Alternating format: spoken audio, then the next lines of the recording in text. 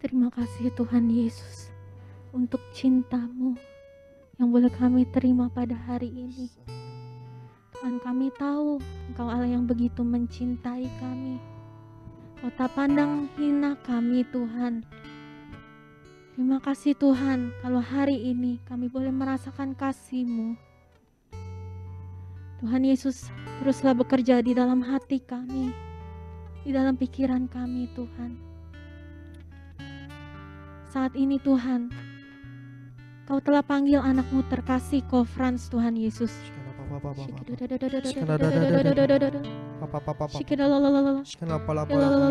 Tuhan Yesus, mari Engkau yang bertata Tuhan di dalam hatinya.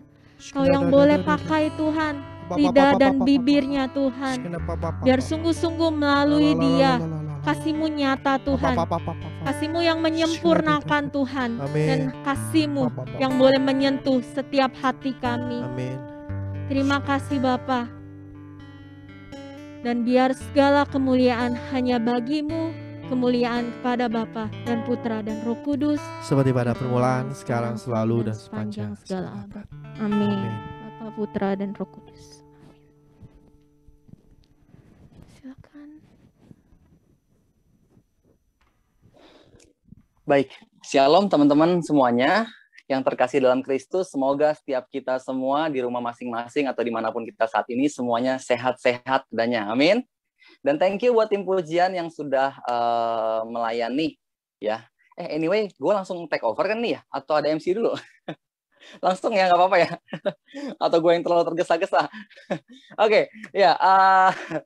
Senang bisa ketemu sama teman-teman lagi semua di sini gitu kan. Dan apalagi gue ngeliat lagi wajah-wajah yang dulu sebelum pandemi gitu kan sempat ketemu gitu. Semoga pandemi cepat kelar ya, kangen banget deh. Pengen gitu rasanya bisa lagi ya ke Panin, masih kan terakhir ya gitu. Dan hari ini thank you banget karena gue dikasih kesempatan buat boleh bawain firman teman-teman ya, tapi maybe just like sharing gitu kan, karena ya gue lebih ke men-sharingkan pengalaman dan setiap pemahaman yang gue tahu sih ke teman-teman semua di session pewartaan ini gitu. Dan mungkin sebelumnya ada baiknya gue perkenalan dulu gitu, karena ada pepatah bilang tak kenal maka kenalan dulu ya. Supaya bisa disayang gitu kan. Nah, singkat aja, nama gue Frans ya. Lengkapnya sih Yohanes Yosef Francisco Chandra, panjang sih, tapi panggil aja Frans gitu kan. Saya tinggal di Bekasi, parokinya Santo Mikael. Udah bekerja sehari-hari di bidang marketing, dan selain itu juga saya sudah menikah, teman-temannya. Ini ada cincinnya. Udah mulai susah buat dilepasin nih karena faktor jari yang menggendut. Dan kemudian ya, puji Tuhan gitu, sudah dikaruniai juga 2 orang anak. Ya, anak yang pertama cewek namanya Joy, udah 2 tahun, dan yang anak yang kedua cowok, komplit tuh udah ya, namanya Max ya gitu, dia baru 8 bulan kira-kira ya, kurang lebih itu perkenalannya. Sehari-hari satu lagi, saya juga aktif melayani di Persekutuan Doa Anak Muda Bekasi, namanya Aquavite teman-teman ya, dan juga di sana diutus sebagai pewarta sejak tahun 2016. Well, itu aja ya biar nggak kepanjangan. Teman-teman semua, hari ini saya dikasih temanya imperfect, am I perfect? Mungkin arahnya lebih ke tentang kesempurnaan kali ya. Kira-kira gitu kali ya. Gitu. Apakah gue sempurna gitu? Mungkin kurang lebih seperti itu yang saya tangkap. Ya. Dan bicara tentang perfect, sebenarnya ya semua orang kalau ditanya gitu, menurut saya sih ya, dari apa yang saya pernah dengar dari orang-orang sekitar saya, kalau ditanya lu sempurna nggak, tentu hampir semua orang rasa-rasanya gitu kan, kayaknya semua orang deh bahkan akan bilang bahwa enggak lah, gue nggak sempurna. Bener nggak sih? Ya kan? Ada lagi yang bilang bahkan kesempurnaan hanya milik Tuhan, asik. Kesempurnaan hanya milik Allah, misalkan kayak gitu kan. Enggak sempurna gitu. Oke. Dalam satu sisi betul bahwa gue setuju gitu. Nggak ada manusia yang totally perfect gitu. Sempurna, karena kalau dia sempurna berarti dia ya let's say Tuhan lah gitu. Sempurna kan gitu. Tapi bukan berarti dengan kita imperfect ya maka artinya kita rendah. Enggak begitu. Soalnya kenapa? Meskipun kita tidak sempurna seperti Tuhan, tapi setiap kita diciptakan dengan begitu istimewa, teman-teman. oleh pribadi yang maha sempurna. Maka artinya gitu, meskipun kita imperfect, tapi karena diciptakan oleh yang maha sempurna, maka sebetulnya kita adalah anak-anak yang, orang-orang yang memiliki potensi untuk menjadi sempurna, teman-teman. Mungkin saat ini belum. But someday, we will. Soalnya kenapa? Yang menciptakan kita sempurna. Dan setiap creator ketika dia menciptakan sesuatu gitu kan, pasti dia punya tujuan, ya nggak sih? Dan Yesus menciptakan kita, Tuhan Allah menciptakan kita, dia punya tujuan. Yes. Dan teman-teman pasti sering dengar deh, Matius bab 5 ayat yang ke-48 bilang begini. Ketika itu Tuhan Yesus bersabda, jadilah sempurna, dia bilang gitu kan ke para murid gitu kan. Karena itu jadilah sempurna sama seperti Bapamu yang di surga adalah sempurna. Saat ini mungkin kita belum jadi pribadi yang perfect, teman-teman. Tapi someday, karena tujuan itu, sorry ada telepon masuk lagi. karena tujuan itu, gue pakai handphone teman-teman tadi buru-buru soalnya baru landing di rumah gitu kan, terus tiba-tiba udah jam 7:30, gue join kan tadi 7:32 kan. Dan oke, lanjut ya. Meskipun gitu kita nggak perfect, tapi someday kita akan, teman-teman. Soalnya kenapa? Karena tujuan itu gitu. Karena tujuan yang Tuhan tanamkan dalam diri setiap kita, ciptaannya. Maka ketika kita kejar itu, kita akan mencapai serupa dengan Bapa itu. Sempurna. Tapi ya sempurna itu perjuangan, teman-teman semuanya. Oh my God, Jesus, orang kantor gue nelfon. Sorry, gue kedistrakan. Ya, tapi memang untuk jadi perfect nggak gampang. Dan bicara tentang perfect, definisi perfectnya juga harus jelas dulu gitu. Kadang ada orang-orang yang mereka ketika bicara tentang pengen jadi perfect gitu kan, acuannya seringkali kayak misalkan seorang artis terkenal atau orang terkaya kah gitu kan. Oke. Untuk meningkatkan standar hidup, it's okay kalau kita mau jadikan mereka sebagai inspirator. Tapi untuk to be perfect, menurut gue, sayang kalau standarnya itu untuk jadi perfect gitu ya, itu kekayaan, popularitas, jabatan atau kekuasaan gitu. Atau mungkin fisik.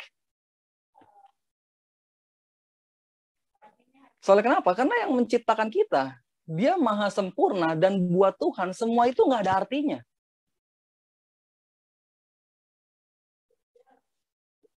Tuhan mau value yang jauh lebih dari itu. Sebagai tolak ukur kesempurnaan itu. Kesempurnaan diri kita. Dan bukan hal-hal dunia yang Tuhan mau. Bukan fisik kita. Tapi cinta kita. Kejadian bab 1 yang ke-26 bilang memang bahwa Allah menjadikan kita gitu kan menurut rupa dan gambar ya, kalau nggak salah dibilang gini nih. Lalu Tuhan Allah berfirman gitu, baiklah kita jadikan manusia menurut gambar dan rupa kita supaya mereka berkuasa atas bla bla bla bla segala macam gitu. Ya. Dan tentunya bukan fisik ukurannya. Soalnya kenapa? Kalau bicara tentang fisik, orang firman Tuhan aja bilang gitu, rupa dan gambar waktu Tuhan ciptakan manusia, Tuhan itu roh kan? Ya kalau mau diharafiahin terus manusia diciptain benar-benar serupa dan segambar gitu, harusnya manusia roh juga gitu. Tapi malah jadinya kan berwujud kan. Gitu. Enggak, bukan fisik soalnya. Dan lagi kalau misalkan fisik ditolak ukur, it means berarti kayak Tuhan tuh ketika menciptakan manusia nggak adil dong. Soalnya kenapa? Ada orang-orang ketika diciptaan gitu, dia kurus. Maaf nggak nyinggung siapapun ya, tapi gue skinny sih. Gue tergolong kurus juga. Atau mungkin dia look-nya nggak lebih dari yang lain gitu loh. So kalau fisik jadi ukuran kesempurnaan, it means Tuhan nggak adil. Bener nggak? Soalnya kenapa? Kenapa yang maha sempurna menciptakan pembedaan? Pasti itu akan jadi suatu pertanyaan besar gitu ketika dipertanyakan. Ketika fisik jadi ukuran. Atau ketika kekayaan. Lahir dari keluarga yang biasa-biasa aja, sedangkan teman-temannya lahir dari keluarga yang kaya raya. Tentu bukan ini ukurannya. Soalnya kenapa? Kalau ini jadi ukuran kesempurnaan itu, tentu semua orang akan komplain pada akhirnya ke Tuhan. Dan bilang bahwa Tuhan, kenapa lu ciptakan gue lahir di keluarga yang bokap nyokap sering ribut misalkan. Kondisi keluarga hidup pas-pasan misalkan gitu. Gue juga look gue nggak oke-oke banget misalkan gitu. No, Tuhan nggak mau semua itu jadi ukurannya. Perfect in God. It means perfect in love. Dan rupa, gambar yang Tuhan berikan pada manusia, itu dirinya. Allah adalah kasih. Sehingga ketika dia menciptakan manusia, kemudian menghembuskan nafas hidup kepada manusia, yang dia berikan adalah cintanya. Semua orang, apapun mereka, kondisi fisiknya, lahir di keluarga manapun, setiap kita lahir dengan cinta Tuhan. Karena kalau bukan karena cinta Tuhan, nggak mungkin kita ada di dunia. Dan setiap kita lahir sempurna. Meskipun ya oke, bawa dosa asal.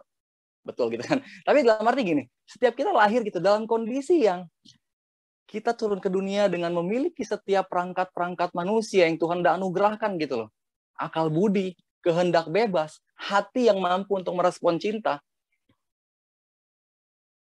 Inilah serupa dan segambar yang Tuhan berikan, teman-teman.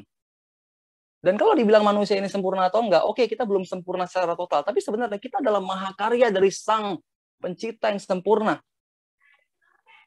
Dan kita perlu untuk jaga ini. Jangan sampai cinta kita ini tergerus, pudar, atau bahkan hilang. Karena apa? Perfect yang Tuhan mau adalah Dia mau lihat kualitas cinta kita, teman-teman. Baik itu ke Dia maupun ke sesama. Dan ketika kita mampu untuk mencintai Tuhan dengan sungguh, apapun keadaannya, juga sesama dengan sungguh, apapun keadaannya, maka sesungguhnya kita mendekati perfect itu. Karena apa? Bapa yang sempurna, yang Tuhan minta jadilah seperti Bapa di surga sempurna, Dia adalah Bapa yang penuh cinta. Ketika kita berhasil mencintai dengan sungguh, maka saat itu sebetulnya di satu juga kita lagi mendekati proses sempurnaan itu. So, cinta, teman-teman, bukan ukuran dunia, tapi value-nya, ukurannya. Tolak ukurnya. Perfect in love. Jadi serius ya? Tapi maksudnya, ya, gue mungkin apa gue terlalu dalam merenung kali ya. Ngerenungnya terlalu dalam atau gimana gitu. Tapi maksud gue ngerti. Tapi teman-teman nangkep kan ya, maksud gue ya gitu. Yang Tuhan mau sempurnanya ya itu seperti Bapaknya. Ya. Allah adalah kasih gitu, maka sempurnalah dalam hal kasih. Dan untuk bisa sempurna dalam kasih ini nggak gampang, soalnya kenapa? Karena ada prosesnya. Izinkan gue untuk ajak teman-teman semua buat buka firman Tuhan dari Yohanes bab yang ke-21, ayat yang pertama sampai dengan ayat yang ke-19. Ya, Yohanes bab yang ke-21, ayat yang pertama sampai dengan ayat yang ke-19. Ya, Yohanes 21, 1 sampai 19. Oke, ya, udah ketemu? Yang udah ketemu mungkin boleh kasih jempolnya gitu kan, atau yang nggak open kan bisa kasih ya emoticonnya gitu ya, jempol-jempol gitu kan, bahwa oh gue udah ketemu kok gitu. Ya, oke. Sebagian udah ya. Oke. Yohanes 21. Oh, ada nih di screen. Oke, ya udah baca dari sini aja. Gue lupa tadi gue share ayat ke Rere ya, dikatakan begini, ini topiknya tentang Yesus menampakkan diri kepada murid-muridnya di pantai Danau Tiberias. Ya, ayat pertama bilang, kemudian Yesus menampakkan diri lagi kepada murid-muridnya di pantai Danau Tiberias, dan Ia menampakkan diri sebagai berikut. Di pantai itu berkumpul Simon Petrus, Thomas yang disebut Didimus, Nathanael dari Kana yang di Galilea, anak-anak Zebedeus, dan dua orang muridnya yang lain. Kata Simon Petrus kepada mereka, maksudnya kepada teman-teman ya, Thomas segala macam itu ya gitu.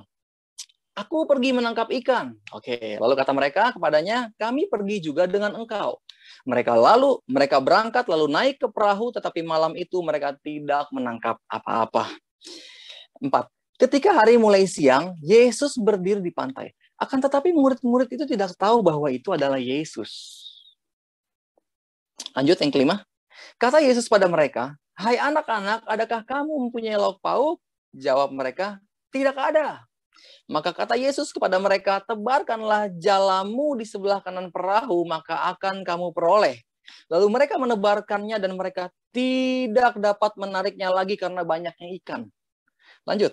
Maka murid yang dikasihi Yesus itu berkata kepada Petrus, itu Tuhan. Dan ketika Petrus mendengar bahwa itu adalah Tuhan, maka ia mengenakan pakaiannya sebab ia tidak berpakaian, lalu terjun ke dalam danau. Murid-murid yang lain datang dengan perahu karena mereka tidak jauh dari darat, hanya kira-kira 200 hasta saja, dan mereka menghela jala yang penuh ikan itu. Ketika mereka tiba di darat, mereka melihat api arang dan di atasnya ikan dan roti. Kata Yesus pada mereka, bawalah beberapa ikan yang baru kamu tangkap itu.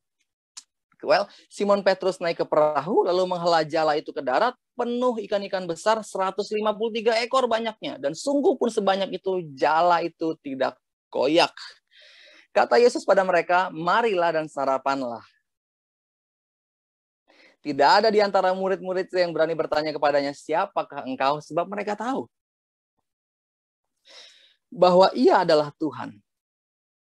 Yesus maju ke depan mengambil roti dan memberikannya kepada mereka, demikian juga ikan itu. Itulah ketiga kalinya Yesus menampakkan diri pada murid-muridnya sesudah ia bangkit dari antara orang mati. Lanjut, 15. Dan sesudah sarapan, Yesus berkata kepada Simon Petrus, Simon anak Yohanes, apakah engkau mengasihi aku lebih daripada mereka ini? Jawab Petrus kepadanya, benar Tuhan, engkau tahu bahwa aku mengasihi engkau. Kata Yesus padanya, gembalakanlah domba-dombaku. 16. Kata Yesus pula kepadanya untuk kedua kalinya, Simon anak Yohanes, apakah engkau mengasihi aku? Jawab Petrus kepadanya, benar Tuhan, engkau tahu bahwa aku mengasihi engkau. Kata Yesus padanya, gembalakanlah domba-dombaku. Lanjut, 17. Kata Yesus kepadanya untuk ketiga kalinya, Simon anak Yohanes, apakah engkau mengasihi aku? Maka sedih hati Petrus. Karena Yesus berkata untuk ketiga kalinya, apakah engkau mengasihi aku? Dan ia berkata kepadanya, Tuhan, engkau tahu segala sesuatu, engkau tahu bahwa aku mengasihi engkau. Kata Yesus padanya, gembalakanlah domba-dombaku. Aku berkata kepadamu, sungguhnya ketika engkau masih muda, engkau mengikat pinggangmu sendiri dan engkau berjalan kemana saja engkau kehendaki. Tetapi jika engkau, maksudnya Petrus ya, sudah menjadi tua, engkau akan mengulurkan tanganmu dan orang lain akan mengikat engkau dan membawa engkau ke tempat yang tidak kau kehendaki. Dan hal ini dikatakan Yesus untuk menyatakan bagaimana Petrus akan mati dan memuliakan Allah. Sesudah mengatakan demikian, ia berkata pada Petrus, ikutlah aku. Demikianlah sabda Tuhan. Terpujilah Kristus. Rasa-rasanya sebagian besar dari kita pasti cukup familiar dengan perikop ini. Gue yakin ya. Apalagi kalau tentang hari raya Santo Petrus gitu kan, atau apa misalkan Petrus Paulus gitu, pasti adalah ini suka diangkat lagi gitu loh perikopnya. Dan perikop ini sebenarnya lagi ada dalam situasi gitu kan, ketika diceritakan ya, di situasi di mana para rasul sebetulnya lagi mengalami apa sebutnya, titik terendah dalam hidup mereka, teman-teman.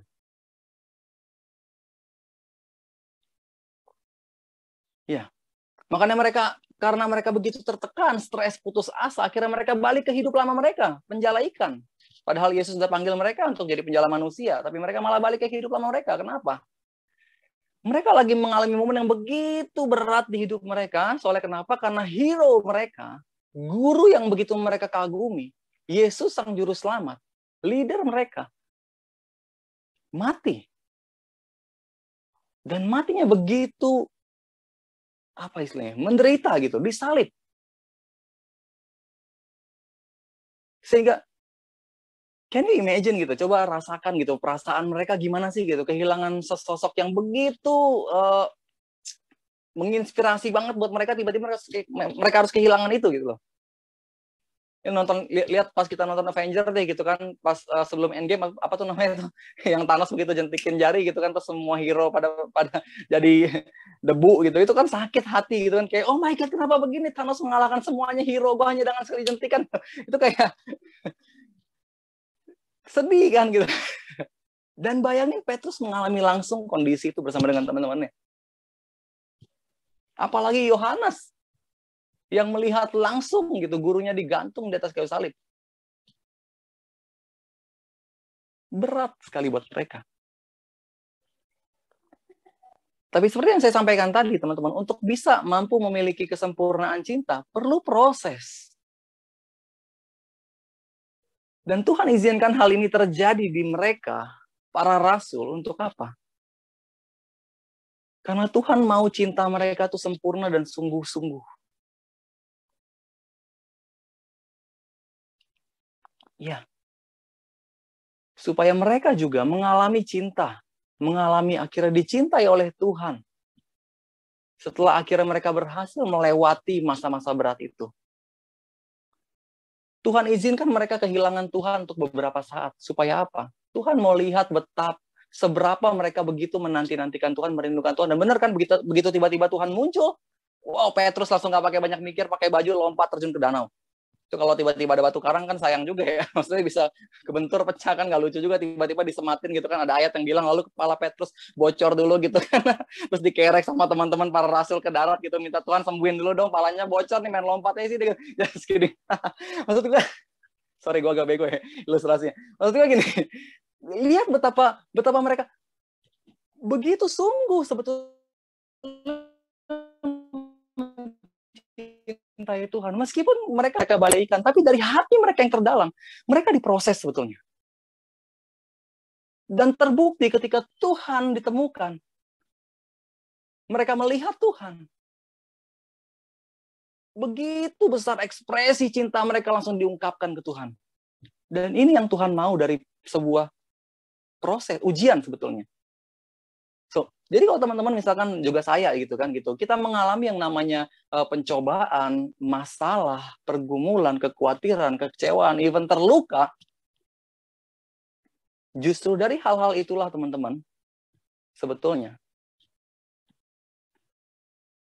cinta kita disempurnakan.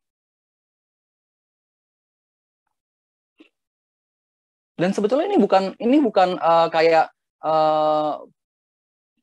apa istilahnya? Penyebab gitu loh. Kenapa cinta manusia itu bisa pudar, bisa lemah, bisa hilang? Bukan. Bukan karena masalah cinta manusia itu jadi lemah gitu. Bukan karena kekhawatiran cinta manusia jadi lemah gitu. Sebenarnya ini semua fasilitas sih. Tapi kalaupun orang bisa kehilangan cinta dalam dirinya, itu semua karena dia memilih untuk nggak lagi mencintai Tuhan. Sebenarnya semua ini adalah fasilitas gitu loh. Pencobaan, kekhawatiran, pergumulan, terluka. Ini semua fasilitas sebetulnya. Dan kalau cinta bisa hilang, sebenarnya bukan karena semua itu.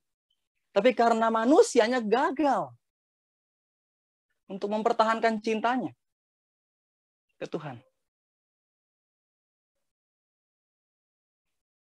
Mungkin langsung, gue baru tahu nih ternyata bukan itu penyebab orang itu ya kehilangan cinta. Tapi emang gue suka ini sebenarnya yang gue kutip nih kalimatnya Father Mike Smith gitu. Gue suka nontonin dia di YouTube channelnya gitu kan, Ascension Prison gitu. Dan dia pernah bilang gitu di satu YouTube-nya dia, channelnya dia gitu di waktu dia lagi live gitu. Dia bilang bahwa sebenarnya itu semua bukan penyebab gitu. Tapi ini fasilitas sebetulnya untuk membuat kita grow up. Dan kalau manusia bisa kehilangan cinta dalam dirinya, penyebabnya sebenarnya cuma satu, karena mereka gagal untuk mempertahankan itu. Tapi para rasul berhasil, teman-teman. Mereka terus jaga itu. Di kedalaman hati mereka menantikan Tuhan, merindukan Tuhan. Mungkin tiap malam mereka berdoa gitu ya. Ya Tuhan, gue ingat lu ngomong lu bakal bangkit di hari ketiga gitu. Dan lihat ketika mereka berhasil menemukan Tuhan, lalu kemudian mengalami mujizat Tuhan. Dan kemudian mengalami lagi diterima oleh Tuhan. Lihat betapa meledaknya cinta dalam hati Petrus dan para rasul ketika itu, teman-teman. Terutama Petrus, yang habis nyangkal Tuhan 3 kali. Yang tadinya dia, bayangin, dia meninggalkan Tuhan Yesus gitu kan, wafat gitu dalam kondisi itu, Petrus melukai hati Tuhan gitu. Itu kan kayak ke bawah banget gak sih di pikiran gitu loh. Ya kan? Itu kayak ada orang yang dekat sama lu meninggal gitu, dan kondisinya terakhir tuh sebelum dia meninggal, sehari sebelum lu habis bikin dia kesel gitu. Kan kayak ke bawah banget kan gitu. Pasti ngerasa kayak gue broken banget gitu loh jadinya. Tapi lihat. Meskipun Petrus hancur ketika itu, dari momen itulah justru dia mengalami dicintai oleh Tuhan. Kalau bukan karena kita mengalami patah hati, nggak mungkin kita mengalami cinta Tuhan. Justru karena kita diputusin mantan, gitu, misalkan gitu kan. Patah hati karena pasangan gitu kan. Akhirnya kita menemukan Tuhan kan. Kita mengalami dicintai oleh Tuhan kan. Pas teman-teman komunitas mendoakan gitu, kita dipulihkan, lihat. Semakin disempurnakan mencintai. Poin pertama saya, sadari bahwa pencobaan, kekhawatiran, pergumulan, terluka, apapun itu yang pahit gitu untuk dialami, ini adalah bagian dari proses teman-teman untuk menyempurnakan cinta kita kepada Tuhan. Hidup ini adalah proses untuk menyempurnakan cinta kita pada Tuhan. Sadari. Gue enteng banget ngomong kayak begini. Enggak juga sih, gue juga berusaha untuk menerapkan poin gue sendiri sebenarnya. Berat tau jadi pewarta ya sih. Kenapa yang gue sampein gue mesti lakuin. Dan ya itu pertama sadari gitu.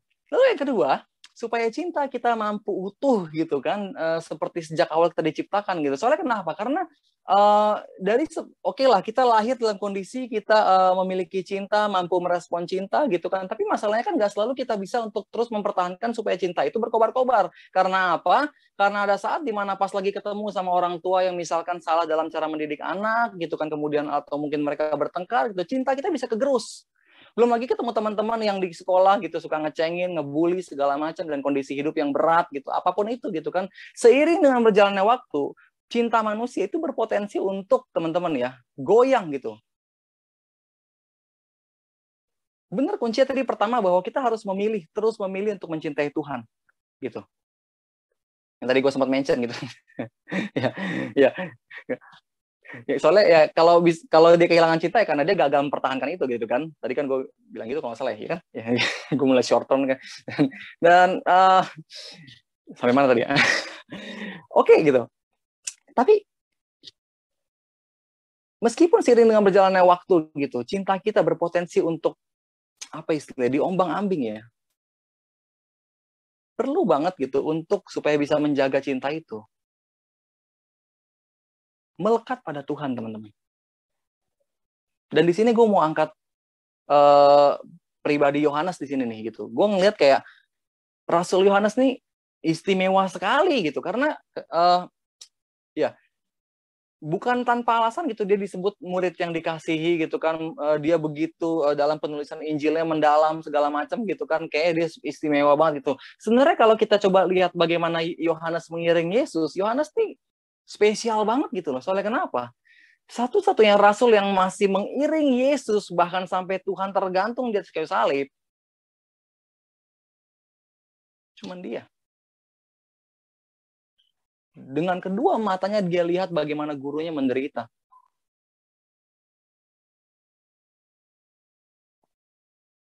Dengan hatinya gitu, dia merasakan gitu apa yang dirasakan oleh Tuhan ketika dia tergantung di atas salib. Dan yang gue mau tekankan adalah, lihat bagaimana Yohanes begitu berusaha untuk melekat pada Tuhan. Dan gue ngerenungin gitu ya, sepertinya bukan tanpa sebab Yohanes tiba-tiba bisa ngerespon gitu. Dan tiba-tiba langsung sadar, lalu kemudian bilang, itu Tuhan. Pas Tuhan bilang, woi guys, lu punya lauk pauk nggak? Gitu kan. Terus mereka jawab gitu kan, nggak ada gitu. Ini apaan sih yang bener aja kita nangkep ikan sepanjang malam nggak dapat gitu. Ini lagi minta lauk pauk gitu. Gua. Ya, tapi sorry ya, gue suka pakai cerita versi gue. Di situ Yesus kan bilang kan, katanya, ya udah tebarin deh jala lu ke sebelah kanan perahu dan lu bakal dapet tuh, ntar lu lihat deh gitu kan. Dan ketika mereka tebarkan jala, singkat cerita bener kan ikannya membludak gitu. Lalu lihat, hanya ada satu orang di antara sekian banyak orang itu yang tiba-tiba sadar gitu. Lalu kemudian itu Tuhan. Gue ngebayangin kayak ini pas Yohanes ngelihat mujizat begini nih gitu, dia kayak langsung inget momen pertama ketika Petrus sama dia gitu di atas perahu dan Yesus numpang di atas perahunya buat ngajar, ingat gak? Yang di awal-awal kitab Matius tuh gitu, pas mereka dipanggil, itu kan Yesus sama kan, Petrus ngeluh kan gak dapat ikan gitu, tapi Tuhan bilang tebarkan jala sebelah kanan. And the same thing happened again. Langsung Yohanes kayak klik, dia langsung, gue pernah mengalami momen ini nih, di mana ya gitu. Gue merinding ngomong gini. Sampai akhirnya dia sadar bahwa it's Jesus. Dan kenapa Yohanes bisa begitu peka?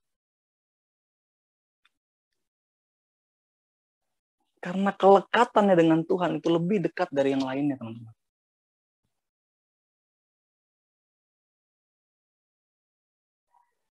Dan saya rasa gitu, dari sekian banyak rasul, rasa-rasanya Yohanes lah yang paling gitu loh menantikan Tuhan. Dia berusaha untuk mencari hadirnya Tuhan. Mana Tuhan yang janji bakal bangkit gitu. Sampai akhirnya begitu mujizat itu terjadi di tengah semua nggak sadar, langsung Yohanes karena dia begitu rindu deket banget sama Tuhan, dia langsung dapat apa ya, kayak dia langsung klik gitu, langsung ngeh gitu. Ngeh tuh bahasa apa sih? Ya pokoknya gitu. Itu Tuhan kata dia. Lihat betapa cinta Yohanes pada Tuhan begitu menyala-nyala meskipun dia lagi ada di titik terendah di hidup dia. Dan setiap kita juga diajak untuk terus melekat pada Tuhan, teman-teman. Meskipun harus berada dalam kondisi yang berat. Karena kelekatan dengan Tuhan ini penting banget. Bukan cuma menjaga agar cinta kita tetap utuh pada Tuhan, tapi juga sebenarnya membuat kita peka, teman-teman. Akan apa yang Tuhan mau, akan apa suara Tuhan. Lihat orang-orang yang begitu melekat erat pada Tuhan. Meskipun pencobaan datang, pernah nggak mereka kayak yang namanya putus asa? Terus kemudian cari pelarian. Yang benar-benar melekat ya, teman-teman ya. Gue garis bawah ini. Gitu. Atau kalau nggak bunuh diri gitu loh. Kita nggak akan jumpai itu. Soalnya kenapa? Karena dalam prosesnya, dalam kelekatannya dengan Tuhan, dia terus mengalami penghiburan. Pas dia berdoa, dia nangis di hadapan Tuhan, dia ungkapin semua beban-bebannya, keluh kesahnya pada Tuhan, dan dia dilegain lagi. Pas dia lagi mengalami kekhawatiran, dia ungkapin semua ke Tuhan, dalam kelekatannya dia dipulihkan lagi. Dipulihkan lagi, terima penghiburan, bahkan dengar gitu gerakan roh Tuhan. Dan kelekatan dengan Tuhan ini yang akan menjaga kita sebetulnya teman-teman, untuk tetap menjaga keutuhan cinta ini, kesempurnaan ini. Dan gue percaya sih, Santo Santa bisa mereka akhirnya mencapai itu yang namanya kesempurnaan itu. Ya karena mereka punya kelekatan yang begitu luar biasa pada Tuhan. Dan setiap kita juga diajak gitu. Gue juga teman-teman ya. Gitu. Buat kita bersama nih gitu. Lekatkan diri kita pada Tuhan. Seerat-eratnya. Karena dari kelekatan itulah kesempurnaan cinta kita itu semakin gitu. Dikuatkan, dibentuk. Sadari bahwa hidup ini dengan segala pergumulannya adalah proses ya, tadi yang pertama ya, untuk membuat kita semakin ya bertumbuh, even sempurna gitu dalam mencintai Tuhan. Lalu yang kedua, melekat erat pada Tuhan. Dan yang ketiga, terima cinta Tuhan. Bertobat teman-teman. Lalu bangkit. Ketika kamu menyadari bahwa, gimana ngomongnya? Kita udah gagal dalam mencintai Tuhan. Bertobat dan bangkit. Petrus, lihat betapa dia akhirnya sungguh-sungguh bertobat. Dia menangis begitu Tuhan nanya sampai ketiga kalinya gitu kan. Apakah, maksud gue Petrus ya, apakah lu benar-benar mencintai gue untuk yang ketiga kalinya gitu kan. Lalu apa yang terjadi? Petrus lalu kemudian dikatakan oleh firman Tuhan tadi ya, dia menangis. Sedih lah. Gitu. Tapi sebenarnya dalam tuh sedihnya. Soalnya kenapa? Sebenarnya bukan soal dia menyangkal 3 kali juga sih gitu. Kalau dibaca di bukunya Kardinal Martini gitu ya, judulnya Pembentukan Seorang Pemberita Injil, dan ketika itu topiknya utamanya, sorotan utama sosoknya itu Petrus gitu di buku itu. Cek deh, cari bukunya gitu kan. Pembentukan Seorang Pemberita Injil gitu, yang penulisnya itu Kardinal Martini namanya. Ini buku gue dapat ketika gue lulus sekolah Puarta dulu tahun 2015 ya. Dan di situ diceritain sebenarnya bukan soal dia menyangkal 3 kalinya. Oke lah, dia menyangkal itu benar-benar kayak itu bentuk kegagalannya dia gitu loh dalam mencintai Tuhan. Tapi sebenarnya lebih dari itu. Soalnya kenapa? dosa terbesar Petrus menurut si kardinal dalam bukunya yang dia mention, itu nggak sekedar hanya dia menyangkal, tapi bahkan lebih dalam lagi gitu kan, dari sejak awal bahkan gitu, karena Petrus berusaha untuk menempatkan dirinya seolah dia adalah juru selamat atas Tuhan.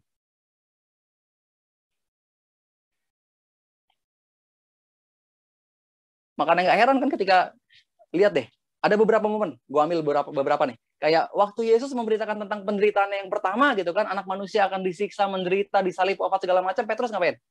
Dia tampil sebagai hero, dia tarik gurunya, dia bilang, Yesus lu ngomong apa sih? Kata dia. Gitu. Akhirnya Yesus tegur kan, dibilang, enyahlah kau iblis. Ingat gak perikop itu? Ingat kan? Ya kan? Lihat, Petrus berusaha untuk tampil seolah dia ini penyelamat gurunya gitu. Nggak sampai di situ. Lihat betapa dia pride-nya tinggi banget gitu loh. Kayak pas Yesus bilang gitu kan, gue mau basuh lo semua. Di perjamuan makan malam terakhir gitu. Petrus bilang apa? Oh jangan, gue sekali-kali enggak, kata dia. Jadi dia ngerasa kayak, enggak, gue lebih dari Tuhan gitu loh. Bahkan Tuhan bilang gitu kan, Petrus gitu kan, pas dia bilang, Tuhan bilang, semua orang akan meninggalkan aku, ingat gak? Tuhan bilang begitu. Ketika aku ditangkap, semua orang akan meninggalkan aku. Petrus bilang apa katanya? Guru, aku sekali-kali tidak, katanya. Itu di perjamuan makan malam terakhir tuh. Terus makanya Yesus bilang kan, Pet ya pun lu sombong banget sih. Kalau gue versi gue gitu kan. Nanti sebelum ember kau 3 kali, lu bakal nyangkal gue 3 kali. Ingat kan perikop itu? Yang Yesus bilang, kalian akan meninggalkan aku semua. Tapi Petrus bilang apa? Guru, aku sekali-kali tidak, katanya. Belum sampai di situ. Lihat bagaimana dia berusaha menempatkan dirinya seolah dia ada hero atas Tuhan gitu loh. Ketika Tuhan ajak dia dan juga teman-teman yang lain gitu kan, para rasul untuk berdoa di Taman Getsemani, apa yang Petrus lakuin? Ingat gak? Dia bawa pedang.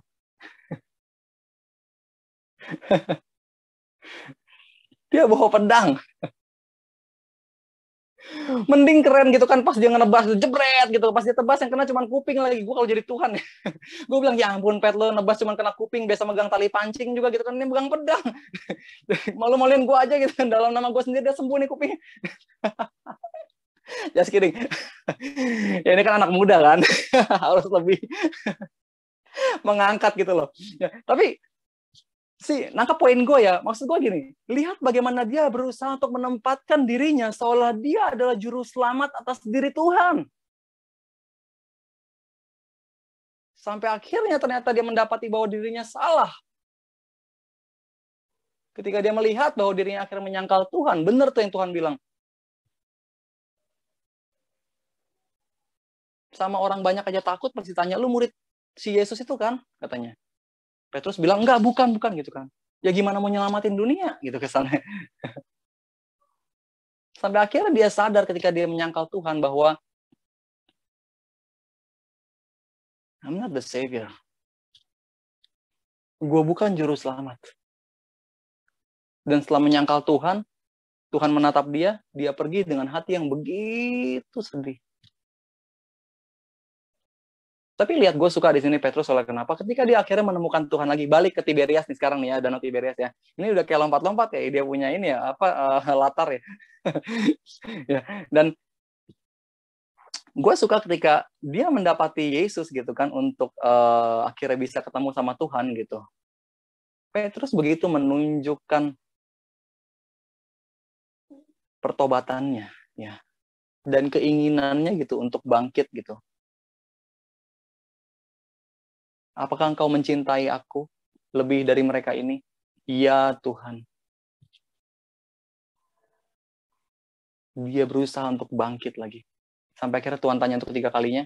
Dia sadar bahwa iya, gue bukan penyelamat Tuhan. Gue bukan siapa-siapa. Gue udah hancur, gue gagal. Tapi thank you Tuhan, lu tetap mencintai gue. Dan di situ dia bangkit. Seusai dari perikop ini, begitu kita masuk Kisah Para Rasul, lihat. Karena dia mengalami cinta Tuhan itu lewat kejadian berat yang kita baca ini gitu kan, yang Petrus alami gitu. Lihat apa yang terjadi di Kisah Para Rasul. Begitu meluap-luap cintanya pada Tuhan sampai-sampai ketika dia berkhotbah, ribuan orang bertobat dan begitu mengalami kesaksian Tuhan gitu. Lewat apa yang Petrus ucapkan. Kenapa Petrus bisa sampai on fire banget khotbahnya gitu loh? Karena dia mengalami betapa dia diterima gitu loh, dicintai oleh Tuhan. Makanya dia begitu, gimana ngomongnya, berapi-api gitu. Buat nyampein itu semua ke semua orang.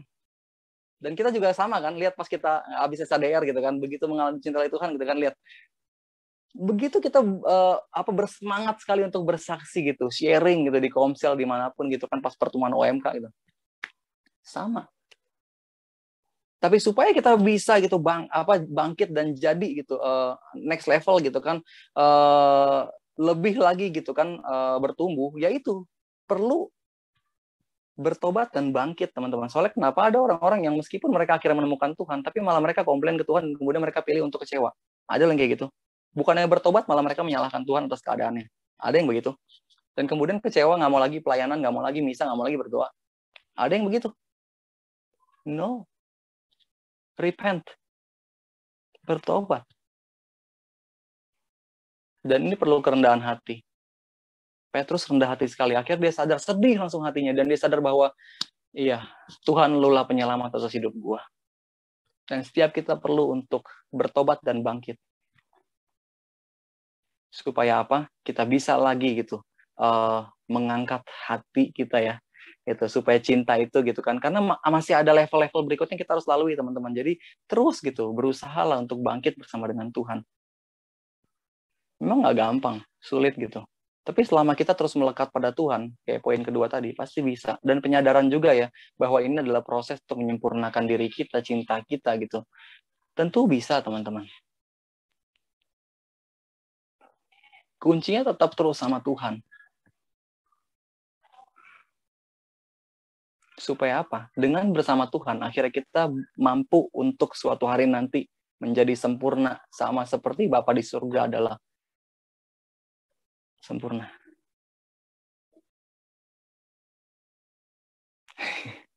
Semoga sampai di sini teman-teman cukup nangkep ya, gitu ya.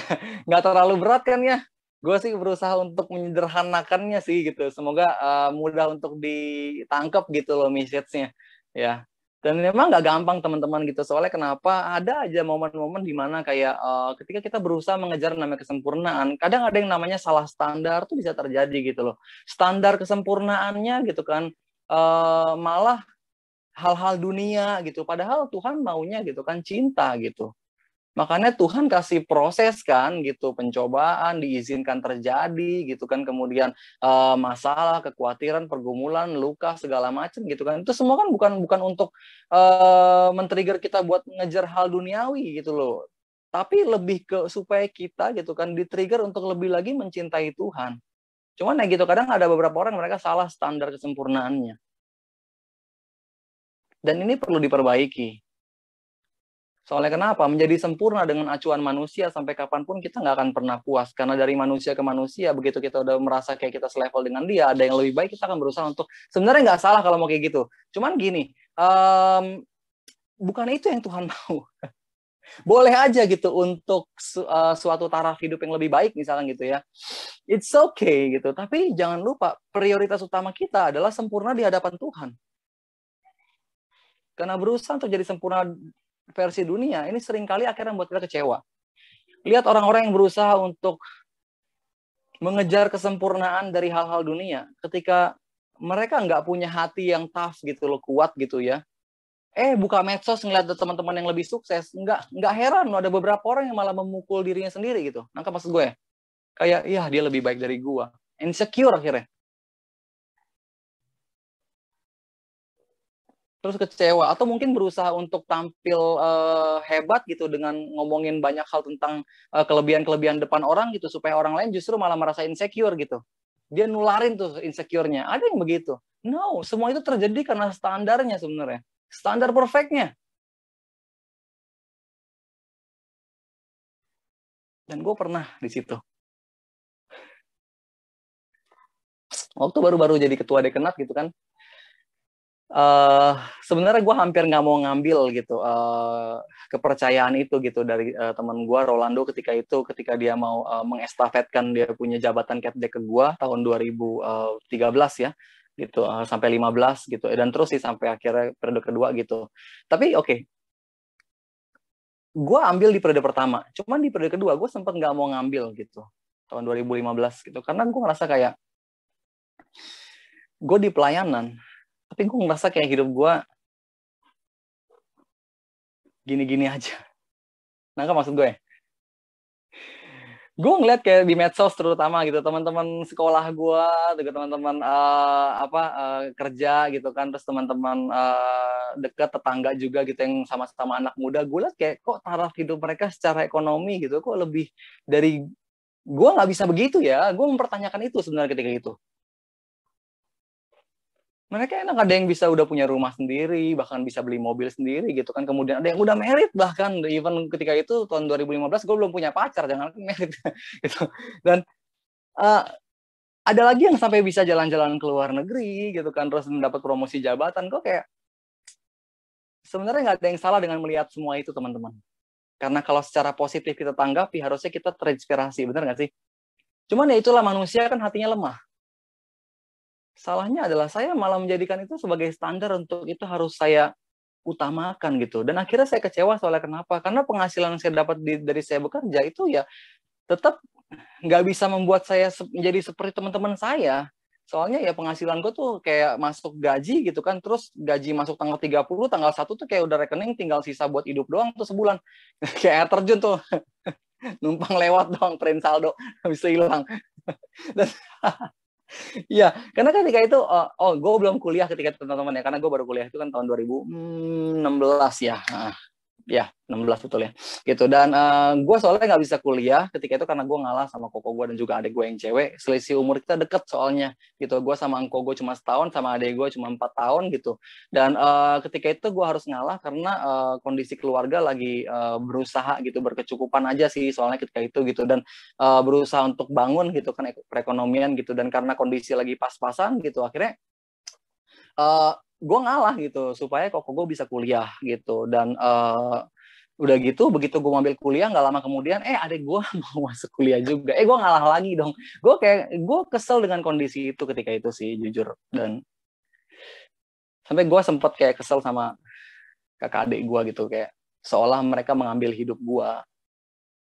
Harusnya gue yang kuliah nih, gue bisa dapat penghasilan lebih, tapi gue malah bekerja. Dan gaji gue juga ya sebenarnya ngalirnya buat mereka juga sih gitu.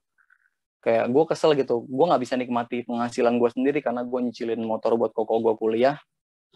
Dan lagi gue harus biayain adik gue yang di UI, yang si cewek tuh kuliah juga. Dan lagi uang kosannya juga, ya saya backup bokap untuk bantu juga, PT-PT gitu. Dan gue cuman hidup hanya untuk isi bensin, isi pulsa, bisa makan, that's it. Gue sempat kesel dengan semua itu, keadaan itu. Dan sempat mau berhenti dari pelayanan. Karena gue kayak melihat bahwa ini jangan-jangan gara-gara pelayanan nih, makanya gue begini. Padahal sebenarnya enggak. Kan?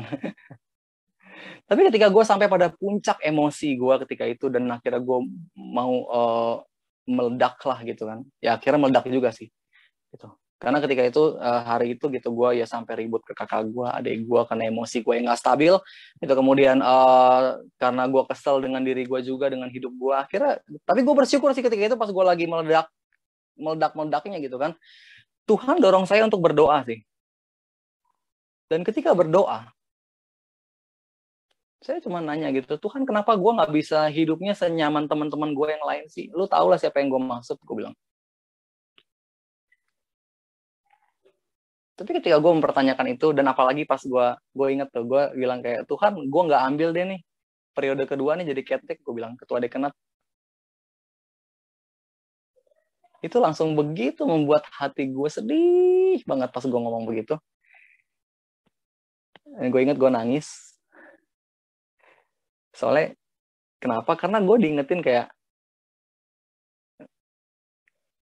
bukan Tuhan gitu yang sebenarnya mau atau bahkan maksa gitu kan untuk gue masuk ke pelayanan gitu. Tapi karena kayak Tuhan tuh bilang seolah dalam hati gue gitu, lu sendiri Fran yang memilih untuk jalani semua ini, dan bukankah nggak ada, lu nggak dirugikan kan sebenarnya gitu.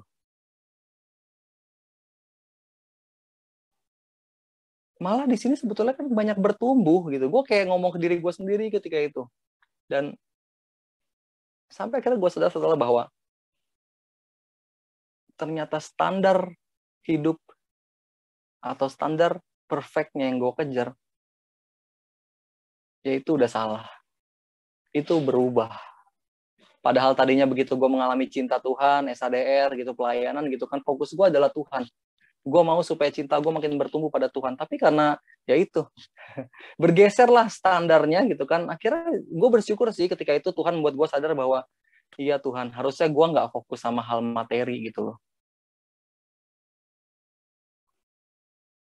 Dan kemudian menyalahkan keadaan, menyalahkan pelayanan, segala macam. Dan itu membuat gue sadar dan gue bilang, Tuhan, gue bertobat, Tuhan, gue mohon ampun. Maaf Tuhan kalau gue udah salah fokus gitu.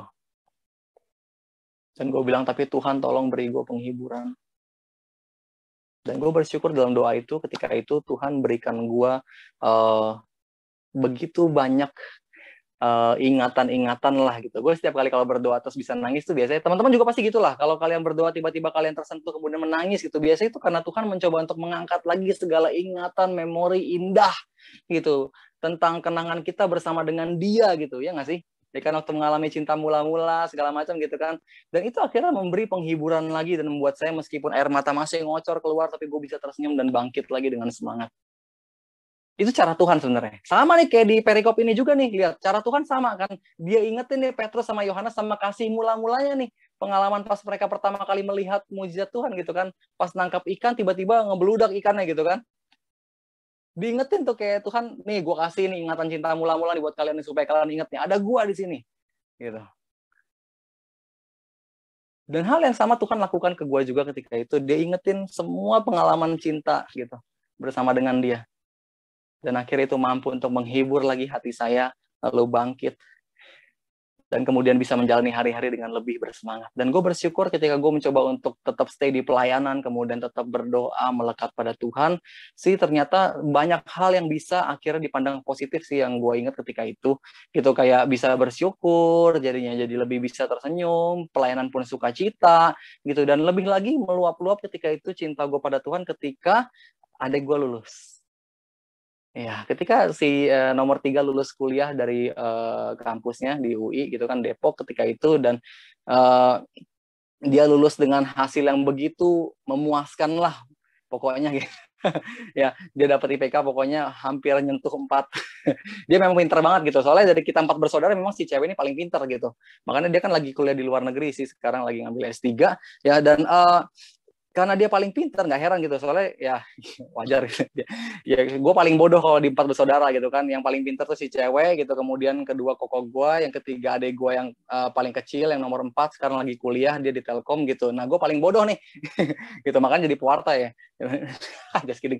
Soalnya kan firman Tuhan bilang orang bodoh dipilih Tuhan kan untuk nggak bercanda ya. Tapi ya ketika dia lulus, oke, back to topic gitu kan, dan dengan hasil yang begitu memuaskan ketika itu gitu kan, lalu kemudian dia speech di depan teman-temannya semua dan juga para dosen gitu, kemudian gue sama keluarga juga hadir di sana gitu, dan kemudian dia ada satu kalimat yang membuat gue langsung ketika itu terharu sih, ketika dia bilang, dan ya semua karena support dari teman-teman bla bla segala macam, tapi sebenarnya saya mau say thanks secara istimewa buat satu orang yang selalu, kata dia, mensupport saya dalam banyak hal, kata dia, bahkan sampai nganterin gue dari Bekasi Depok setiap minggu, dan juga sampai memfasilitasi supaya bisa kuliah, kata dia. Dan dia pandang wajah saya dari atas podium itu dan dia bilang, thank you buat Kokoh, kata dia. Dan langsung bergetar hati gue. Dan setelah dia turun, lalu dia langsung cepat-cepat dekat kejar Kokohnya, terus dia peluk, itu kayak, oh my God, this is beautiful gitu. Kayak gue ngerasa kayak cinta gue jadi begitu, wah, I feel like kayak perfect banget gitu rasanya hidup.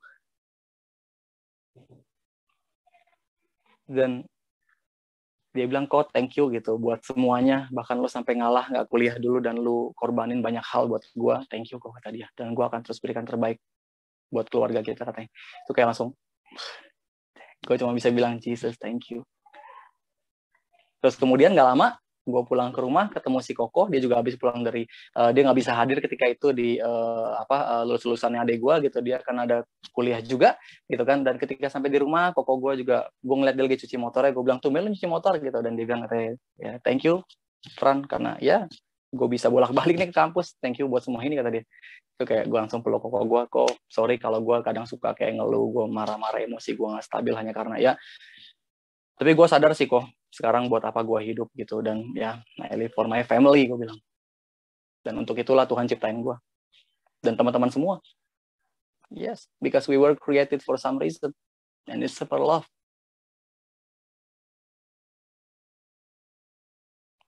Dan gue mulai menemukan apa itu,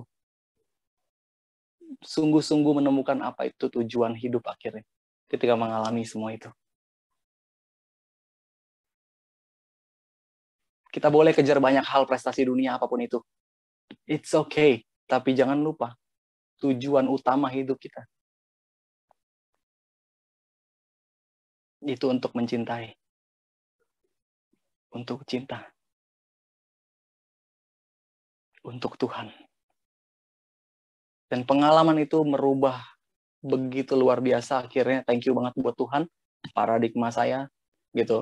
Dan akhirnya saya sadar bahwa ya thank you banget juga buat pelayanan komunitas. Soalnya kenapa? Karena inilah yang menjaga hati kita, teman-teman, supaya kita tetap gitu memiliki cinta Tuhan. So gue nggak tahu teman-teman mungkin lagi mengalami apa nih, pergumulan hidup kalian, ketakutan, kekhawatiran, rasa insecure yang kalian mungkin lagi alami saat ini seperti apa gitu. Tapi mari sama-sama teman-teman, yuk kita mulai luruskan gitu pola pikirnya bahwa kita diciptakan untuk cinta, teman-teman. Untuk jadi sempurna, sama seperti Bapa di surga adalah sempurna. We were created for some reason. Love, love, and love, love.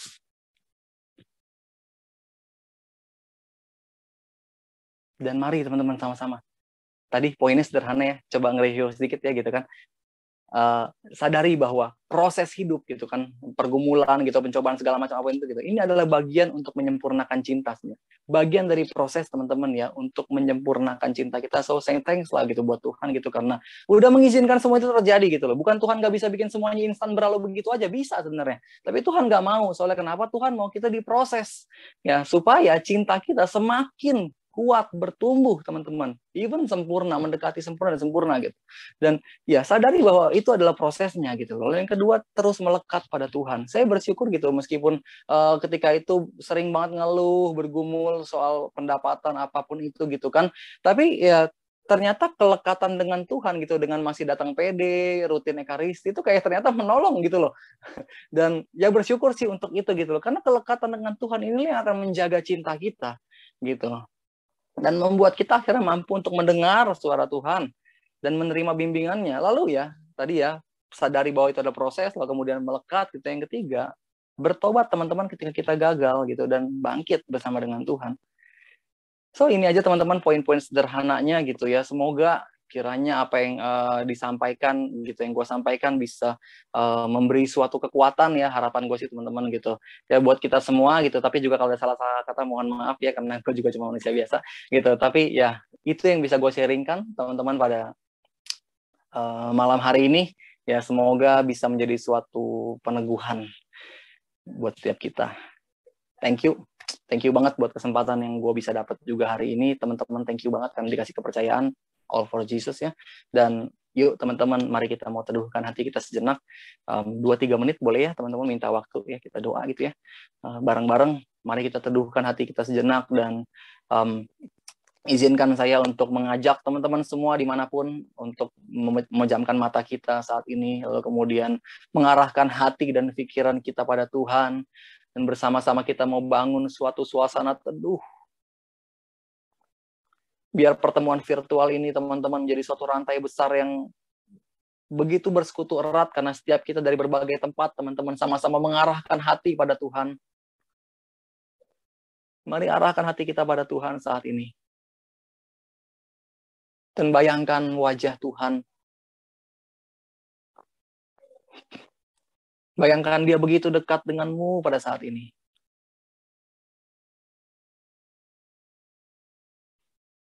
Dan di hadapannya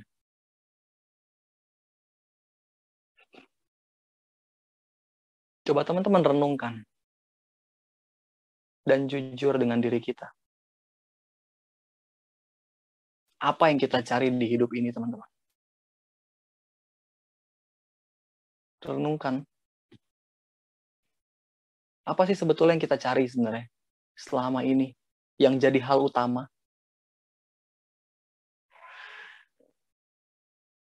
Dan kalau itu bukan Tuhan,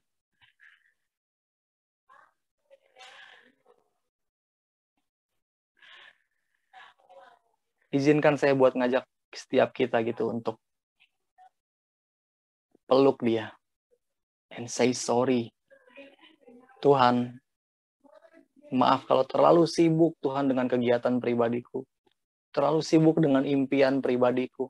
Sampai-sampai Tuhan gak masuk dalam impianku, dalam dream list, dalam dream buku. Maafkan aku Tuhan, peluk dia teman-teman. Karena kalau Tuhan menjadi yang terutama, pasti semua itu akan terlihat dari setiap aktivitas dan sela-sela kehidupan kita. Mungkin izinkan saya untuk mengajak teman-teman merenung lebih dalam. Gimana dengan kehidupan doa kita? Gimana dengan kehidupan baca firman kita? Gimana dengan kesungguhan hati kita dalam melayani? Bagaimana dengan ekaristi yang online saat ini? Apakah kita hadir dengan sungguh hati atau kita malah bolong? Karena kalau ternyata kita bolong di ekaristi, nggak lagi berdoa, baca firman pun bahkan nggak pernah. Berarti Tuhan udah digeser, teman-teman. Dari hidup kita. Bukan lagi jadi yang pertama.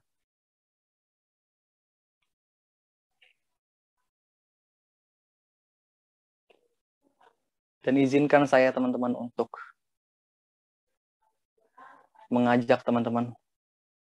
Bayangkan, dia memelukmu. Dan kamu memeluknya begitu erat. Bayangkan Tuhan mengatakan, gua mencintai lo. And thank you karena udah datang. Dan mau memeluk gua.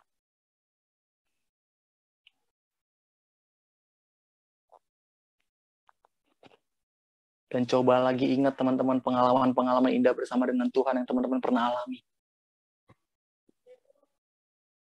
Bapa, dalam nama Tuhan kami Yesus Kristus, kami minta sama-sama saat ini.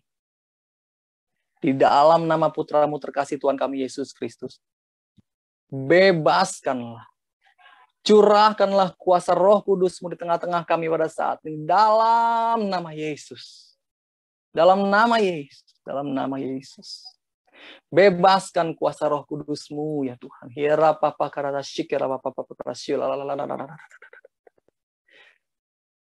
Dan ingatkan kami akan kasih mula-mula itu. Kami rindu Tuhan. Ingat banget dulu begitu mengalami pencurahan Roh Kudus habis SADR Tuhan. Rajin banget berdoa, rajin banget baca firman. Ekaristi rasanya mau sampai misa harian tiap hari kalau perlu. Kepede rasanya mau rutin tiap hari kalau perlu Tuhan. Tuhan kami rindu Tuhan. Semangat itu, pengalaman akan cinta mula-mula itu Tuhan. Dan jika di masa pandemi itu ini mulai pudar Tuhan, curahkanlah Roh Kudus-Mu tengah-tengah kami pada saat di dalam nama-Mu Yesus. Dalam nama-Mu ya Yesus.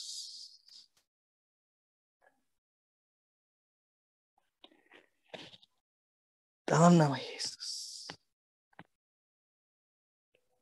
Dalam nama Yesus. Kami rindu Tuhan cinta yang berkobar-kobar itu. Rasanya begitu perfect Tuhan ketika diselamatkan. Ketika ditebus, mengalami pencurahan Roh Kudus ketika itu. Dan malam hari ini, izinkan kami untuk mengalami lagi ya Tuhan. Dalam nama-Mu Yesus. Curahkanlah Roh Kudus-Mu. Dalam nama Yesus.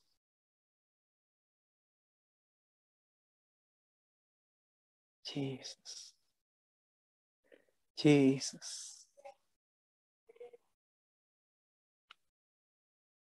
Yesus.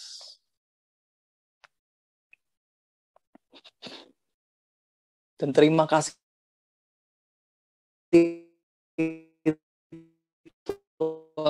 untuk setiap proses hidup yang kami alami. Terima kasih Tuhan, Kau menyadarkan kami. Justru karena ujianlah Tuhan kami mengalami dikuatkan. Karena mengalami kesepian maka kami dihibur Tuhan. Justru karena kami terluka maka kami dicintai. Terima kasih untuk setiap ujian-ujian hidup yang kami boleh alami Tuhan. Sebab karena ujian hiduplah kami menemukan Engkau Tuhan. Yang hadir begitu dekat dengan kami. Dan apapun kondisi saat ini Tuhan umat-Mu. Lawat setiap kami pribadi lepas pribadi dengan cara-Mu yang ajaib. Dalam nama-Mu Yesus. Dalam nama Yesus. Yesus.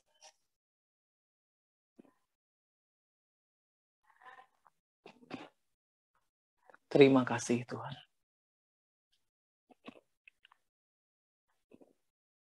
Dan mari teduhkan hati kita lebih lagi saat ini. Dan rasakan hangatnya Tuhan.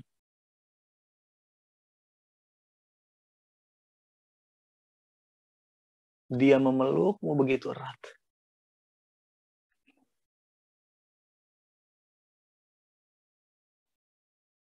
Dia mencintaimu. Dia mencintai saya. Dia mencintai kita semua. Thank you, Jesus.